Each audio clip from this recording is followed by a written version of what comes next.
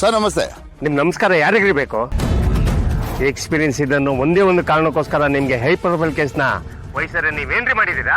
ಆರೋಪಿಗಳ ಜೊತೆ ಶಾಮೀಲಾಗಿ ಅವ್ರ ದುಡ್ಡಿಸ್ಕೊಂಡಿರೋದು ಪ್ರೂವ್ ಆಗಿದೆ. ಮೋಸ್ಟ್ಲಿ ನಿಮ್ಗೆ ಇಷ್ಟಲ್ಲೇ ಸಸ್ಪೆಂಡ್ ಆರ್ಡರ್ ಬರ್ಬೋದು.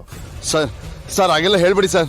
ಈ ಹಿಂದೆ ಕೂಡ ಇಂಥ ಕೇಸ್ಗಳಲ್ಲಿ ಎಷ್ಟೋ ಸಾರಿ ಸಿಗಾಕೊಂಡಿದ್ದೀರಾ, ಆದ್ರೆ ನಿಮ್ಮ ಇನ್ಫ್ಲೂಯೆನ್ಸ್ ಇಂದ ಬಚಾವಾಗೋಗ್ಬಿಟ್ರಿ. ಈ ಸಾರಿ ಖಂಡಿತ ನಿಮ್ಮನ್ನ ಯಾರು ಕಾಪಾಡೋದಕ್ಕಾಗೋದಿಲ್ಲ. ಈಗಲೇ ಕೆಲಸ ಕಳ್ಕೊಳ್ತೀನಂತ ಮೆಂಟಲಿ ಪ್ರಿಪೇರ್ ಆಗೋಗ್ಬಿಡಿ. ಸರ್ ಪ್ಲೀಸ್ ಸರ್, ದಯವಿಟ್ಟು ಹಾಗೆ ಹೇಳ್ಬಿಡಿ. ನನ್ನೇನಾದ್ರೂ ಸಸ್ಪೆಂಡ್ ಮಾಡಿದ್ರೆ ನನ್ನ ಮರ್ಯಾದೆ ಹಾಳಾಗಿದೆ sir.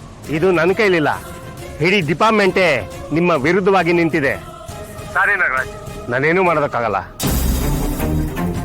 Sir sir please sir. Sir ಯಾಕ್ರಿ, ಏನಾಯ್ತು? ಯಾಕೋ ನಾನು ಸಸ್ಪೆಂಡ್ ಆಗ್ತಿದ್ದೀನಿ ಅನಿಸ್ತಿದೆ. ಯಾಕೆ? ಅಂತದ್ದೇನಾಯ್ತು? ಯಾವುದೋ ಕೇಸಲ್ಲಿ ದುಡ್ಡು ಇಸ್ಕೊಂಡಿದ್ದು ನಮ್ಮ ಡಿಪಾರ್ಟ್ಮೆಂಟ್ ಗೊತ್ತಾಗಿದೆ. ಈಗ ತಾನೇ ಹೈಯರ್ ಆಫೀಸರ್ ಫೋನ್ ಮಾಡಿ ಹೇಳಿದ್ರು.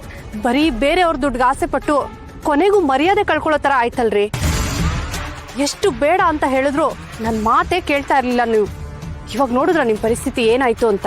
ಸಾಕು ಸುಮ್ಮನಿರೆ, ಉರಿಯೋ ಬೆಂಕಿಗೆ ತುಪ್ಪ ಸುರಿಬೇಡ. ಇನ್ ಸ್ವಲ್ಪ ದಿನದಲ್ಲೇ ರಿಟೈರ್ಡ್ ಆಗ್ತಾ ಇದೆ. ಆದ್ರೆ ಈಗ ಸಸ್ಪೆಂಡ್ ಆದ್ರೆ ಇರೋ ಮರ್ಯಾದೆನ 3 ಕಾಸಿಗೆ ಹರಾಜಾಗೋಗುತ್ತೆ.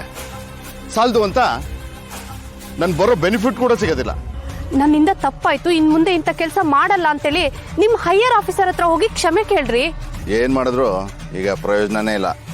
ನಾನು ಕೆಲಸ ಕಳ್ಕೊಳ್ಳೋದು ಗ್ಯಾರಂಟಿನೇ.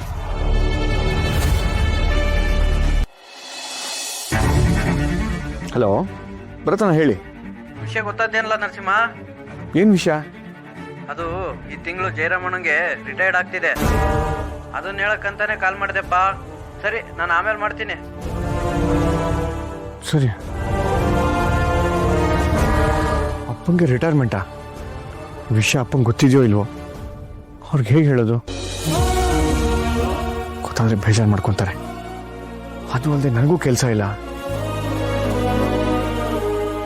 ಈ ಸತಿ ಎಕ್ಸಾಮಿಂಗೋ ಚೆನ್ನಾಗಿ ಬರ್ದೀನಿ. ಹೇಗಾದ್ರೂ ಮಾಡಿ ಪಾಸಾಗಿ ಇನ್ಸ್ಪೆಕ್ಟರ್ ಆಗಲೇಬೇಕು.